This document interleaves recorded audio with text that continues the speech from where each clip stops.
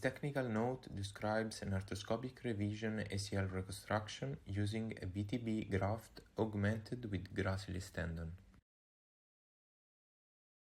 The patient is a professional skier at her second ACL rupture, for whom we decided to use a fresh frozen BTB allograft, which as usual is evaluated prior to surgery. In this case, its insufficient thickness led to the decision of augmenting it with an autologous tendon to ensure optimal graft dimension. The contralateral Gracilis tendon is identified, its expansions are cut, and the tendon is harvested using an open-ended tendon stripper.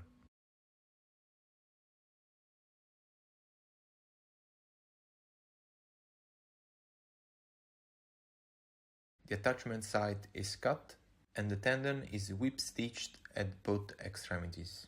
The patellar bone block is cut to create a 9 by 15 mm bone plug.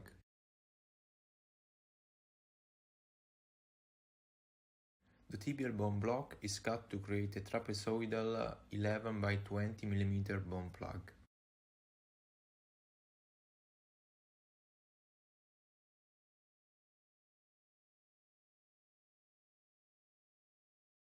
Thickness adjustment of the two bone plugs are made.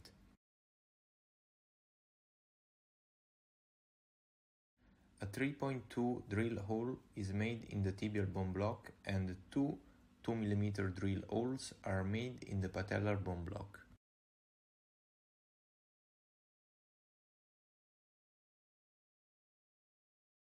The Gracilis tendon is then threaded through the tibial bone block, thus creating the BTB plus hybrid graft, a BTB graft augmented with two-stranded Gracilis. The proximal and the distal holes of the patellar plug are threaded with a number 2 suture. The suture is used to whip-stitch the tendinous part of the BTB graft with the two-folded Gracilis. Then it is passed back to the distal and proximal holes of the patellar bone block in a figure of 8 shape and then knot.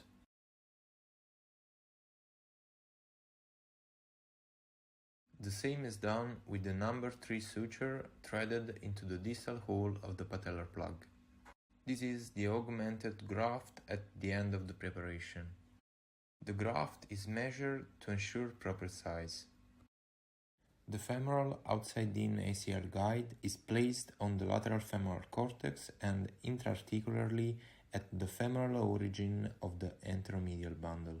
Once correct position of the guide wire is checked, sequential drilling is performed, and the lateral aperture of the tunnel is rimmed to 11 mm for press-fit fixation. The tibial ACL guide is set so to position the guide wire at the center of the original ACL footprint. Then the tibial tunnel is established with sequential rimming, starting with a 6 mm rimmer and then upsizing to a 9 mm rimmer once the position is confirmed.